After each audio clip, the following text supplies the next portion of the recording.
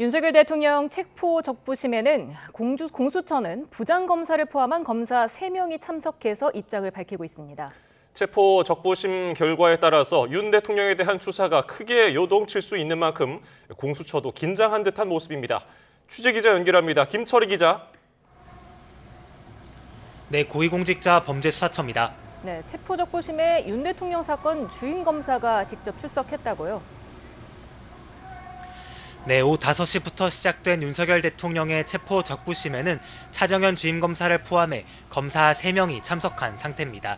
차 검사는 어제 체포영장을 집행하는 현장에도 갔었고요. 윤 대통령을 직접 조사하기도 했습니다. 앞서 공수처는 법원이 요청한 자료를 오후 2시 3분쯤 법원에 접수했는데요. 수사기관은 피의자를 체포한 때부터 48시간까지 신병을 확보할 수 있는데 기록이 접수되면서 반환 때까지 체포 시한이 정지됐습니다. 윤 대통령이 체포된 어제 오전을 기준으로 27시간 30분이 흐른 시점에 기록이 접수됐으니까요. 20시간하고도 30분 정도가 남은 겁니다. 체포 적부심 결과에 따라 앞으로 수사에도 영향을 미칠 수밖에 없는 만큼 공수처도 긴장한 모습입니다. 윤 대통령에 대한 공수처 조사는 오늘 무산됐죠? 네, 그렇습니다. 윤석열 대통령 측이 낮 1시 50분쯤 변호인을 통해 오후 조사에 불출석하겠다는 의사를 밝혀왔는데요. 윤 대통령 측은 입장에 변화가 없다는 취지의 의견을 덧붙인 것으로 파악됐습니다. 공수처는 앞서 윤 대통령 측과 오늘 오후 2시에 조사를 진행하기로 협의한 상황이었는데요.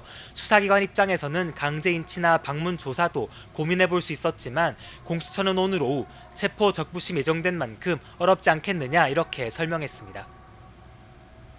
네, 앞으로 조사가 어려울 수도 있을 것 같은데 수사에는 영향이 없을까요?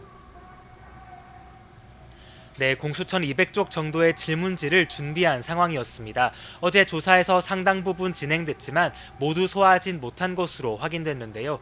다만 김용현 전 국방부 장관 등을 비롯해 군 관계자들에 대한 검찰 수사를 통해 윤 대통령 혐의가 어느 정도 드러났고 묵비권을 행사하고 있는 만큼 큰 영향은 없을 것으로 보입니다.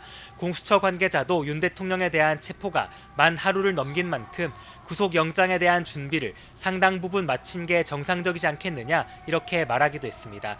공수처 내부적으로도 구속 상태가 유지되더라도 이미 기본적인 입장이 확인된 만큼 강제인치도 실효성이 없다고 판단하고 구속영장을 바로 청구할 수밖에 없다는 기류가 흐르는 것으로 보입니다. 지금까지 고위공직자 범죄수사처에서 YTN 김철입니다.